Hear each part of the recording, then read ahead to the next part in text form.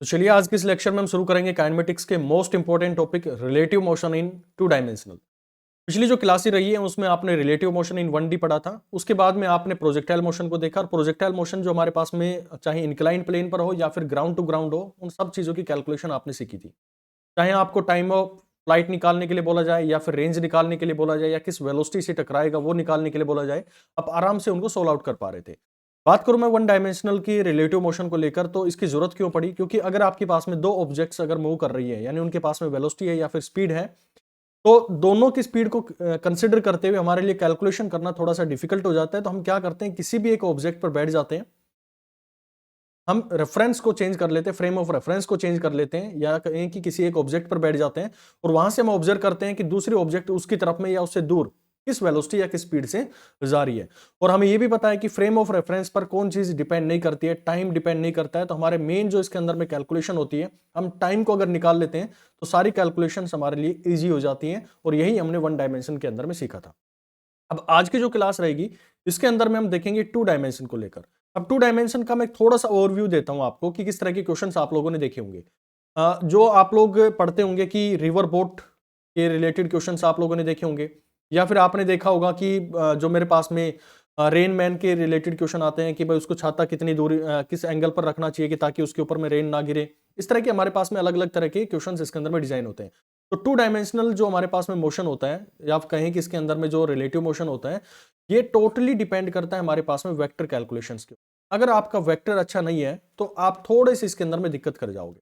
लेकिन घबराना नहीं है, क्योंकि मैं सारा जो बेसिक इसके अंदर में जरूरत पड़ेगा आपको वेक्टर का, वो सारा यहां पर मैं पढ़ाऊंगा, ताकि आप जब क्वेश्चन करने बैठो तो आपको ये पता ना, ये फील ना हो कि भाई मेरे को वेक्टर नहीं आता है। तो सारी कैलकुलेशन यहां पर करवाऊंगा आपको, कैसे आपको इनकी अप्रोच करनी है। अभी मैं जो बता रहा हूं वो समझ लो आप लोग कि टू डायमेंशनल के अंदर में हमारे पास में टोटल 7 तरह के क्वेश्चन डिजाइन किए जाते हैं। पहला जो मेरे पास में क्वेश्चन आता है वो रहता है मेरे पास में शॉर्टेस्ट अप्रोच को लेकर, या फिर आप कहो कि closest approach, closest distance questions. इस तरह के क्वेश्चंस आप लोगों को देखने को मिलते हैं कि कोई बोल देगा भाई दो ऑब्जेक्ट्स मूव कर रही हैं तो बताओ उनके बीच में छोटी से छोटी दूरी कब रही होगी, यानी कि कम से कम दूरी पर वो कब रहे होंगे। इस तरह के क्वेश्चंस पूछे जाएंगे इसके अंदर में।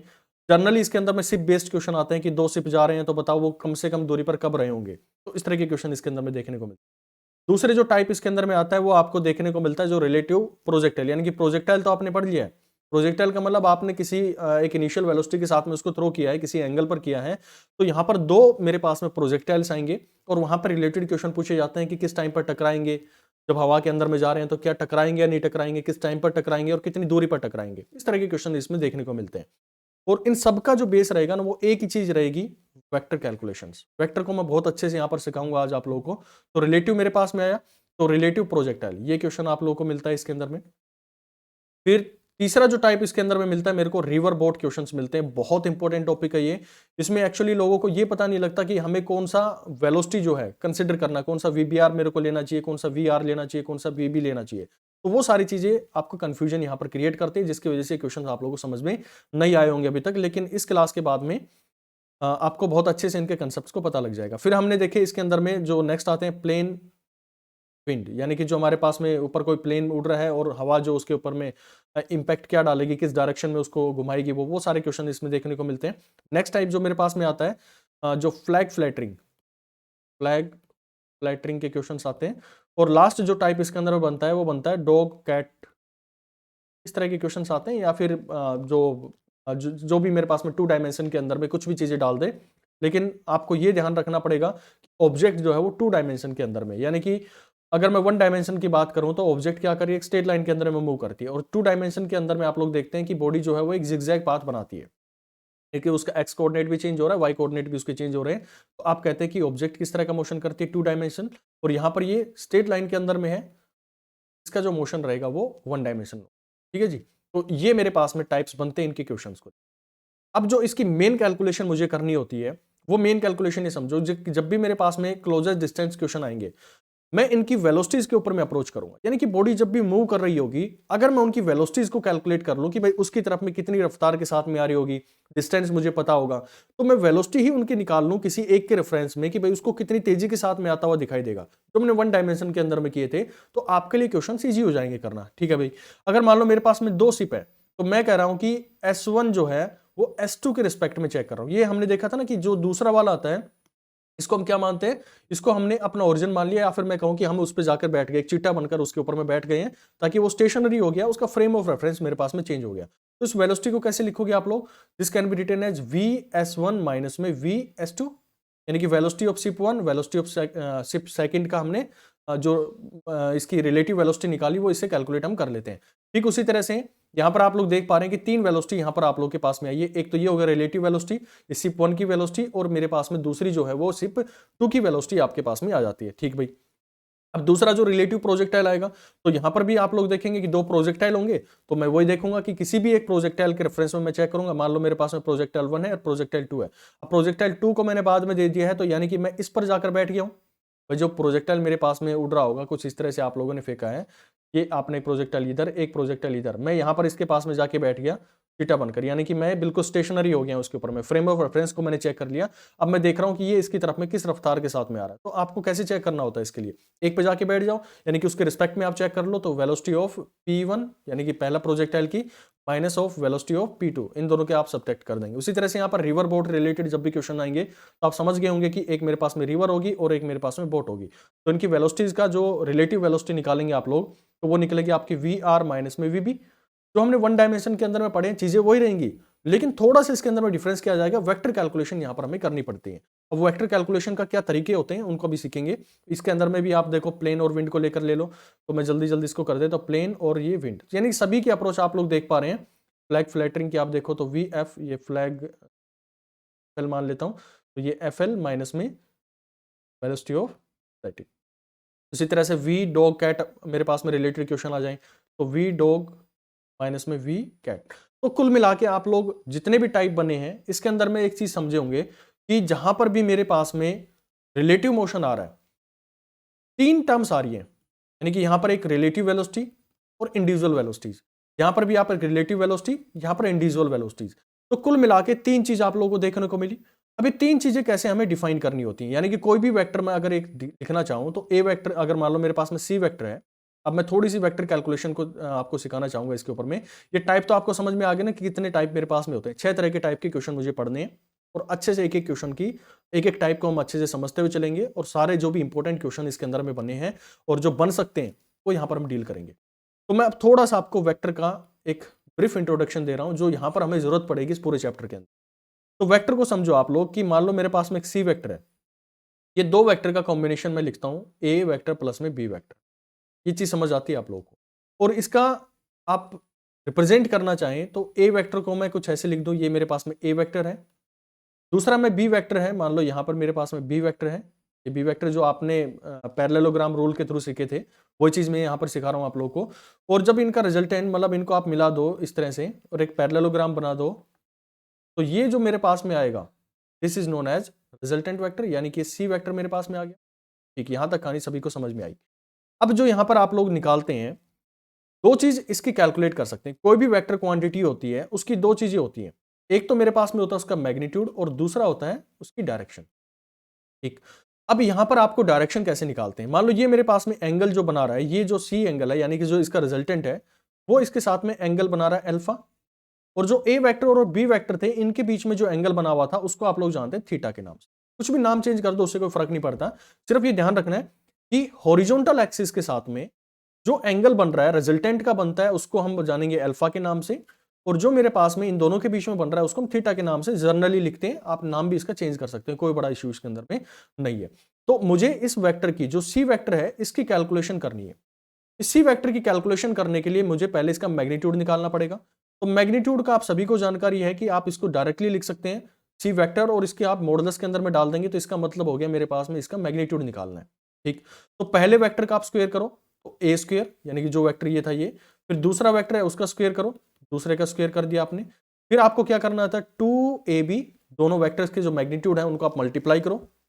यहां पर मैंने वेक्टर नहीं लगाया, इनके मैग्नीट्यूड लगाए, यहां पर देखो आप मैग्नीट्यूड लगाए, यहां पर भी मैंने मैग्नीट्यूड लगाया उसका, और आपको इनके बीच में जो एंगल बना हुआ है, यानी कि जो एंगल बना हुआ उसका कोस थीटा आपको लेना पड़ता है। ये कोस थीटा आपके पास में आ गया, लेकिन अभी ये कंप्लीट नहीं हुआ, अभी आपको क्या करना पड़ेगा, इसके ऊपर में रूट लगाना पड़ेगा, क्योंकि स्क्वायर यहां पर भी करना होता है, तो वो यहां से हटके इस साइड में आएगा, तो उसका अंडर स्क्वायर में ये टर्म पूरी लिखी जाती है। तो अंडर स्क्वायर इसके ए स्क्वायर प्लस में बी स्क्वायर प्लस में 2ab cos थीटा। ये आपको समझ में आती है कि कोई भी वेक्टर है मेरे पास में, उसका मैग्नीट्यूड मैं ऐसे डिफाइन कर सकता हूं। फॉर एग्जांपल कि मान लो मेरे पास में एक वेक्टर दे दिया मैंने कि सी वेक्टर है, इसका वैल्यू मैंने दिया 4i प्लस में 3j, और इनके बीच में मैंने एंगल दे दिया मान लो 0 डिग्री। तो आपको निकालने के लिए मैंने बोला, तो आप इसके अंदर में निकालो जो मेरे पास में वेक्टर आया है, ये ए वेक्टर को मान लेता हूं मैं खाली ये है, और बी वेक्टर को मैं मान लेता हूं ये मेरे पास में। दोनों को मैंने ऐड ऑन कर दिया, कोई इसके अंदर में वो hard and fast rule use नहीं किया मैंने, सिर्फ इसके मैग्नीट्यूड की बात कर रहा हूं जो फाइनली मेरे पास में निकल के आ गया। तो 16 प्लस में 9, आप डायरेक्टली इसके मैग्नीट्यूड कैसे निकाल सकते हैं। अब ए वेक्टर मान लो मैंने दे दिया 4i प्लस में 3j, और बी वेक्टर मान लो मैंने दे दिया 3i प्लस में 4j, इस तरह के वेक्टर दे दिए मैंने। तो आप पहले इसका मैग्नीट्यूड निकालेंगे, यहां पर लिख देंगे, इसका मैग्नीट्यूड निकालेंगे। मैग्नीट्यूड निकालने का फॉर्मूला पता है ना कि एक्स स्क्वायर प्लस में वाई स्क्वायर और इस पूरे का रूट, ये वैल्यू यहां पर लिख देंगे। फिर 2 इंटू में ए, जो मैग्नीट्यूड्स आए इनको आपस में मल्टीप्लाई कर देंगे, और इंटू में कोस थीटा। यहां पर आपको ये चीज निकल कर आ जाएगी। थीटा की वैल्यू हमने दी कितनी, 0 है। दोनों एंगल्स के बीच में जो दोनों वेक्टर्स बने हुए हैं उनके बीच में मैंने बोल दिया कि मेरे पास में एंगल जो है वो 0 है। या फिर मैं 45 दे दूं, या फिर आपको 180 दे दूं, कुछ भी मैं वैल्यू चेंज कर सकता हूं, वैसे आपको वैल्यूज यहां पर पुट ऑन करना आना चाहिए, इनके मैग्नीट्यूड को इस फॉर्मूले से निकालना आना चाहिए। ठीक भाई। अब जो इसकी डायरेक्शन है भाई, इस वेक्टर की कोई तो डायरेक्शन होनी चाहिए, क्योंकि वेक्टर क्वांटिटी है तो उसकी एक ना एक तो डायरेक्शन होगी। अब वो डायरेक्शन मुझे ये निकालना है, ये अल्फा। मैं डायरेक्टली इस अल्फा को निकाल नहीं पा रहा हूं, तो मुझे क्या करना पड़ेगा, थोड़ा सा मैं कुछ ऐसा करता हूं कि इसको एक्सटेंड कर दूं, और यहां से इसके ऊपर मैं परपेंडिकुलर ड्रॉ कर देता हूं। ये मैंने परपेंडिकुलर ड्रॉ कर दिया, तो ये जो एंगल बनेगा, this angle also equal to theta. ये दो पैरेलल लाइंस हैं, और ये मेरे पास में दो पैरेलल लाइंस हैं, और ये मेरे पास में एक ट्रांसवर्सल लाइन इसको काट रही है। तो ये एंगल और ये एंगल दोनों इक्वल हो गए। ये एंगल इक्वल हो गया, तो ये भी मेरे पास में बी हो गया। ये पैरेलल है, पैरेललोग्राम के दोनों साइड इक्वल होते हैं, तो बी हो गया। तो ये जो वैल्यू आएगी, this is B sine theta, और ये नीचे वाला जो बनेगा, this is B cos theta. अब आपको निकालना क्या है, डायरेक्शन निकालनी है, यानी कि आपको अल्फा निकालना है।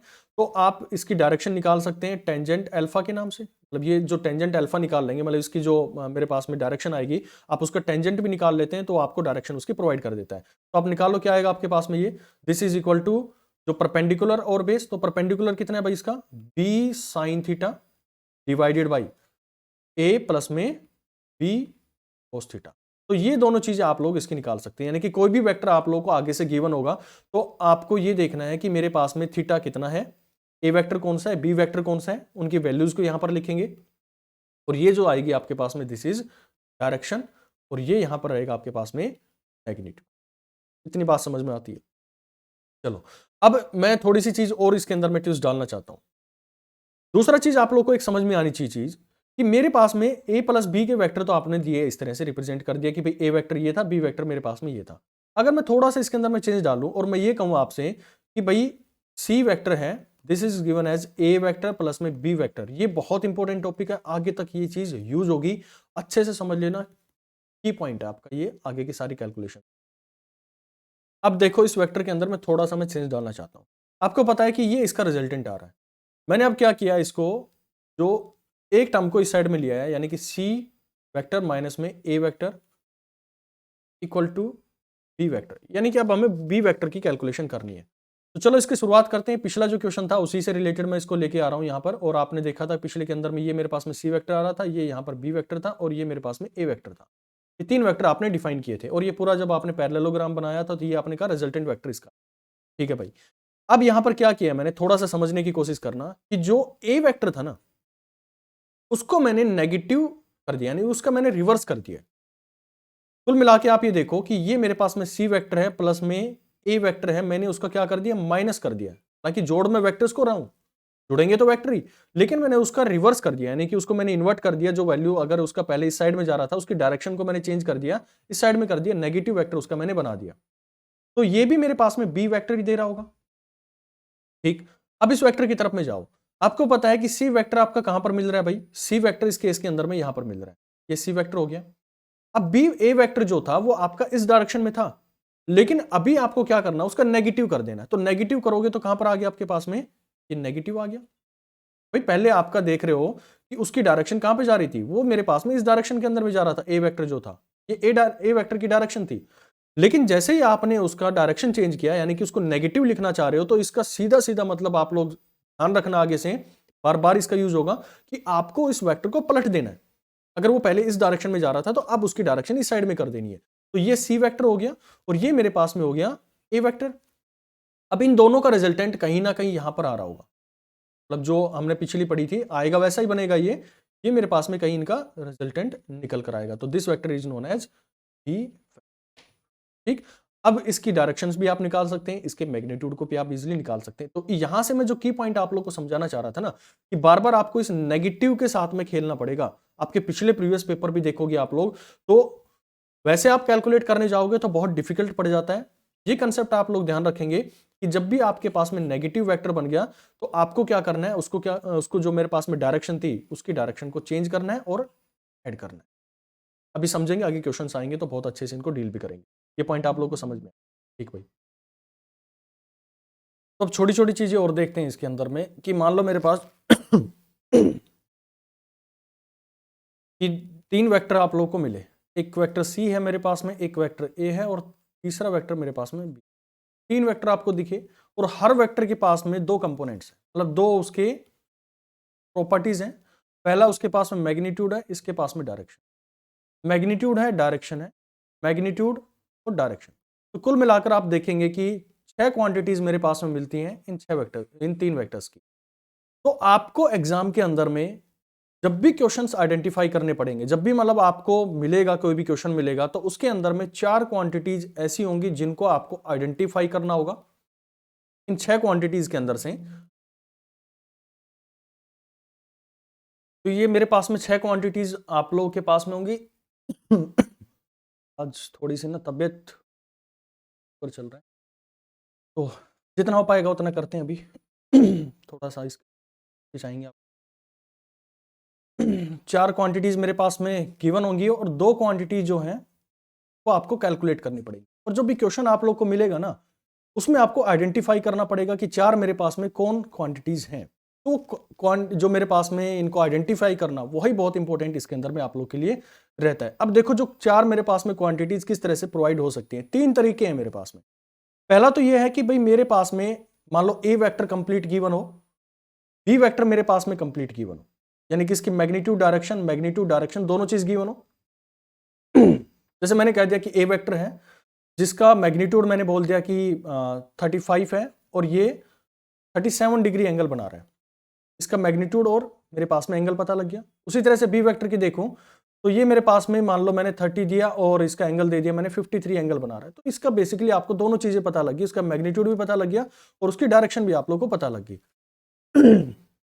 ठीक भाई, अब जो यहां पर आप लोगों को कैलकुलेट करना होगा कि मेरे पास में जो निकालना पड़ेगा, यानी कि जो 3 तरह की इसकी वैल्यूज बन सकती हैं। तो 2 वेक्टर गिवन हो मेरे पास में, कंप्लीटली नोन हो, कंप्लीटली नोन, यानी कि आप उसके 2 मैग्नीट्यूड और दोनों की डायरेक्शन आपके पास में गिवन। दूसरा जो तरीका मेरे पास में बन सकता है कि एक वेक्टर मेरे पास में कंप्लीट गिवन हो। एक वेक्टर पूरा मिलने का मतलब क्या है, उसकी मेरे को मैग्नीट्यूड भी पता है और उसकी डायरेक्शन भी पता है। और क्या कॉम्बिनेशन बन सकता है, एक किसी का भी आपको मैग्नीट्यूड पता हो और एक किसी की भी आपको डायरेक्शन पता, यानी कि कोई भी एक मेरे पास में सेकंड जो है उसका मेरे को मैग्नीट्यूड पता हो, कोई भी हो सकता है सेकंड, ए हो सकता है, बी हो सकता है, सी हो सकता है, कोई भी हो सकता है मेरे पास में, और थर्ड जो है उसकी मुझे डायरेक्शन पता, तब भी आपके पास में कितनी क्वांटिटी मिली, 1 2, यहां पर मैग्नीट्यूड मिल गया इसका और यहां पर मेरे को डायरेक्शन मिल गया। ठीक भाई, अब तीसरा जो केस मेरे पास में बन सकता है इसके अंदर में कि आपको एक वेक्टर तो कंप्लीट गिवन हो, एक वेक्टर कंप्लीट यानी कि उसका आपको मैग्नीट्यूड भी गिवन है और उसकी डायरेक्शन भी गिवन है। ठीक भाई, और सेकंड और थर्ड इनकी केवल आपको क्या गिवन हो, डायरेक्शन गिवन हो, इनकी डायरेक्शन गिवन हो। तो 3 केस मेरे पास में ये बनते हैं जो कि आपको आगे न्यूमेरिकल्स के अंदर में सोल्व करने पड़ेंगे। कि पहला मेरे पास में 2 वेक्टर गिवन हो, अभी रटना नहीं है इन चीजों को, सिर्फ समझना कि ऐसे ऐसी पॉसिबिलिटीज बन सकती है। अच्छा, किसी के दिमाग में ये भी आ रहा है कि सभी के मैग्नीट्यूड गिवन हो और किसी एक की डायरेक्शन गिवन हो, तब वहां पर हम इसको सोल्व आउट नहीं कर सकते, उसके इनफाइनाइट मेरे पास में रिजल्ट आ जाते हैं, इसलिए हमें उसको यूज नहीं करना है। तो जो यहां पर वेक्टर आप लोग को मिलेंगे, एक वेक्टर जो मेरे पास में बनेगा, यानी कि आपको जो चीजें जरूरत पड़ेगी कैसे कैलकुलेट करना है, ये हमारे पास में डिफरेंट वेरिएशंस हो सकती हैं। 3 का मैग्नीट्यूड, एयर की डायरेक्शन आएगी तो हमारे पास में इनफाइनाइट सॉल्यूशन उसके अंदर में बन सकते हैं, तो हमें उसको यूज नहीं करना होता, हमें इन 3 मेथड के थ्रू ही जाना है।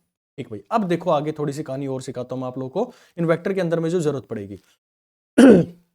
मेरे को डायरेक्शन को लेकर कई बार क्वेश्चन पूछे, मतलब डायरेक्शन जो एग्जामिनर देगा अपने, वो कैसे कैसे इसके अंदर में डायरेक्शन को डाल सकते हैं। मान लो आपको जानकारी है वो सीख लो, ये मेरे पास में नॉर्थ है, ये मेरे पास में साउथ है, ये ईस्ट है, ये सभी को पता है, इसके कोई नई चीज नहीं बताई इसके अंदर में।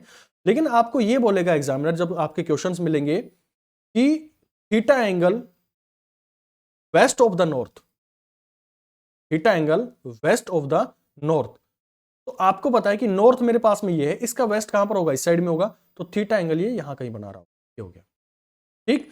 या फिर ऐसे बोले वेस्ट ऑफ द साउथ, तो वेस्ट ऑफ साउथ का मतलब है कि साउथ मेरे पास में ये है और इसका वेस्ट कहां पर होगा, इस साइड में होगा, तो एंगल कहीं यहां पर बना रहा होगा, ये यहां पर हो गया। अब मैं ये बोल दूं मान लो कि theta angle north of the west, तो कौन सा एंगल आप कंसीडर करोगे, तो जो भी आपका एंगल आएगा ये वाला एंगल आ गया। कि यहां पर मान लो मैंने थीटा दे दिया, थीटा 2 दे दिया, तो ये क्या है, north of the west, west यहां पर है तो इसका नॉर्थ मेरे पास में इस साइड में आ जाएगा। तो इसमें कोई नई चीज नहीं है, लेकिन आपको थोड़ा सा इसका पता होना चाहिए कि कैसे आप इसकी डायरेक्शंस को लेते हैं। चलो अब एक क्वेश्चन लेता हूं मैं, कैसे आपको इनकी अप्रोच करनी है उससे समझ में आएंगी चीजें। यहां पर मैंने सिर्फ आपको ये बताया कि 6 क्वांटिटीज मेरे पास में गिवन होंगी और 6 क्वांटिटीज के अंदर से आपको 4 क्वांटिटीज आइडेंटिफाई करनी है जो कि आपको क्वेश्चन के अंदर में मिलेंगी। अच्छे से सोचेंगे तो आपको सारी चीजें वहां पर मिलेंगी भी, और 2 क्वांटिटीज मेरे को वहां पर कैलकुलेट करनी पड़ेंगी, यानी कि पूरा वेक्टर मुझे कैलकुलेट करना पड़ जाएगा। हो सकता है मुझे सी वेक्टर करना पड़े, मुझे ए वेक्टर करना पड़े, या फिर बी वेक्टर कैलकुलेट करना पड़े। ठीक भाई, अब देखो इसके अंदर में आगे जो हमारे पास में चलेंगी चीजें। तो क्वेश्चन दे रहा हूं मैं, कुछ डाटा बना के दे रहा हूं आप लोगों को कि मान लो मेरे पास में मैग्नीट्यूड है और एक डायरेक्शन है, 3 वेक्टर मेरे पास में गिवन है। 3 वेक्टर की कहानी है। ये वेक्टर हो गया मेरे पास में, ए वेक्टर है भाई, ये बी वेक्टर है और यहां पर सी वेक्टर है। क्योंकि मेरे पास में 6 क्वांटिटीज है, 6 क्वांटिटीज में से कुछ मैं चीजें आप लोगों को दे रहा हूं यहां पर। ये मैंने कहा कि इसका जो मैग्नीट्यूड है दिस इज 8√2 और इसका जो डायरेक्शन है वो मैंने दे दिया नॉर्थ ईस्ट में। बी वेक्टर जो है वो मैंने दिया 37 डिग्री वेस्ट ऑफ नॉर्थ, ये प्रोवाइड किया मैंने। और ए वेक्टर है, इसका मैग्नीट्यूड मैंने आपको दे दिया, कितना दिया इसका 14, मैंने इसका मैग्नीट्यूड आप लोगों को प्रोवाइड कर दिया। और यहां पर जो वैल्यूज इसके अंदर में गिवन, मतलब जो मेरे पास में वेक्टर कैलकुलेशन इसमें दी गई थी, सी वेक्टर गिवन है that is equal to A vector plus में बी वेक्टर, ये यहां पर गिवन था। अब इसकी अप्रोच कैसे करनी होती है, थोड़ा सा यहां पर क्लिक करो आप, दिमाग के अंदर में एक आइडिया यहां पर लेके आना कि जो भी मेरे पास में वैल्यूज गिवन है, पहले तो देखो कि 6 क्वांटिटीज में से कितनी गिवन है, 1 2 3 4, 2 की डायरेक्शन गिवन है और 2 की मैग्नीट्यूड गिवन है। तो जिनकी भी डायरेक्शन मेरे पास में गिवन होती है ना, उनको एक तरफ में ले आओ। तो यहां पर किस किस की डायरेक्शन मेरे पास में गिवन है, सी वेक्टर की डायरेक्शन गिवन है और बी वेक्टर की डायरेक्शन मेरे पास में गिवन। तो आप इसको ये लिख सकते हैं कि A vector that can be written as C vector minus में बी वेक्टर, दोनों को आप एक साइड में ले आओ। अब इसके बाद में क्या करें हम, इसके जो भी वेक्टर फॉर्मेशन है, अब यहां से आपको समझ में आया कि माइनस मैंने यहां पर लगा दिया है, इसका मतलब जो मेरे पास में वेक्टर बना होगा उसका मुझे क्या करना पड़ेगा, रिवर्स करना पड़ेगा। अच्छा, ये नॉर्थ ईस्ट जब आप लोग को देता है तो इसका मतलब क्या समझते हैं आप लोग, जब नॉर्थ ईस्ट का मतलब है ना, तो इसका मतलब डायरेक्टली आप लोग को समझना है कि 45 डिग्री एंगल बना रहा होता है। जो आपकी डायरेक्शंस होती है ना, ये बीच में जो आप लोग को प्रोवाइड करेगा, तो ये 45 डिग्री यहाँ पर आप लोग के लिए एंगल बनाते हैं। ठीक भाई, अब देखो हम शुरुआत करते हैं इसको कि जो वेक्टर था, या तो यहाँ से भी आप समझ सकते हैं या फिर जो हम कैलकुलेशन करेंगे वहां से भी आप समझ जाओगे इजिली। तो मैंने कहा कि ये मेरे पास में सी जो ग्राउंड फ्रेम था, मैंने एक्सिस बना लिए, मेरे पास में एक एक्स एक्सिस है, वाई एक्सिस है,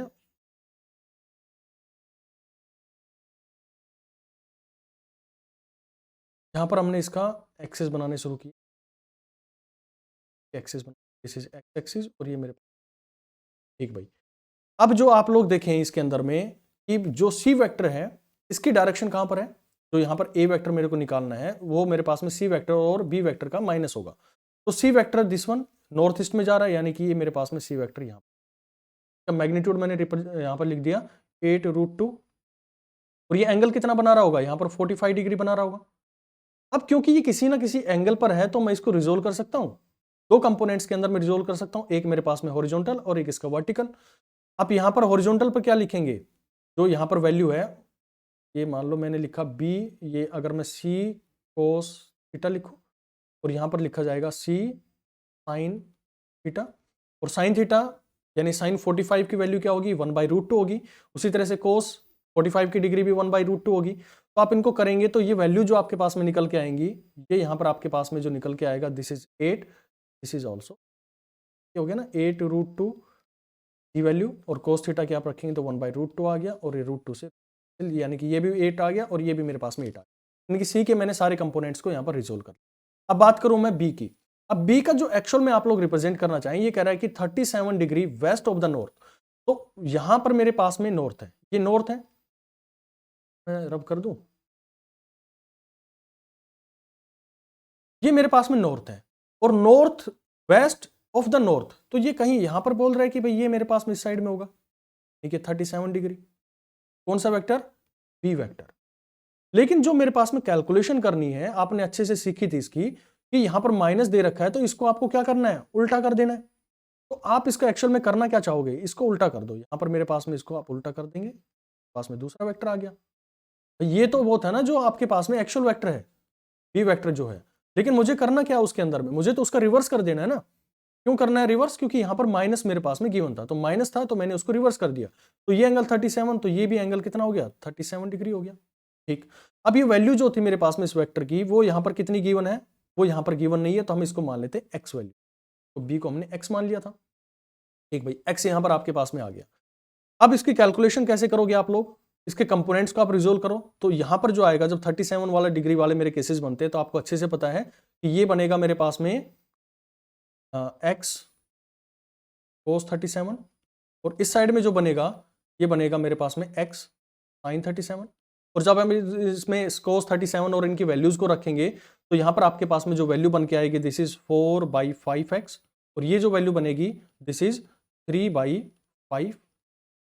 अब देखो जो कंपोनेंट मेरे पास में आए हैं, अगर आप इनको देखेंगे, टोटल मेरे पास में जो कंपोनेंट बना है, इसका मैग्नीट्यूड पता है, इसका मैग्नीट्यूड आप लोगों को पता लग गया, इस डायरेक्शन में टोटल आ गया। तो आप इसको रिप्रेजेंट कर सकते हैं कि इस डायरेक्शन में जो मेरे पास में आया 8 प्लस में 3/5 इंटू में एक्स स्क्वायर, प्लस में दूसरा कौन सा हो गया मेरे पास में? एक ये वाला हो गया, जो कि वैल्यू कितना देगा मेरे पास में? 4x5, और ऊपर कौन सा जा रहा है मेरे पास में? 8 जा रहा है, तो -8 इस पूरे का होल स्क्वायर, और किसके बराबर रहेगा? ए की वैल्यू की मैग्नीट्यूड आपको पता है कितना? 14 है, तो स्क्वायर कर दो, तो ये आ गया आपके 190। इसको आप पूरा सोल्व करेंगे, आपके पास में एक्स की वैल्यू जो है वो निकल कर आ जाएगी। कोई इशू नहीं, अगर समझ में नहीं आया तो एक बार थोड़ा सा इसमें गो थ्रू हो लो। आज मैं यहीं पर इसको क्लास को वाइंड अप करूंगा, थोड़ा सा तबीयत डाउन है, फीवर चल रहा है पिछले 2-3 दिन से। जैसा ही हम रिकवरी होंगे, दोबारा से मैं आपको पूरा जो चैप्टर है, लास्ट हमारा एक लेक्चर बचेगा, इसके बाद में पूरा projectile motion, relative motion in 2D है, वो उसमें मैं कंप्लीट करवा दूंगा आपको। आज थोड़ा सा यहीं तक आप थोड़ा सा कोऑपरेट कीजिए, मिलते फिर नेक्स्ट लेक्चर।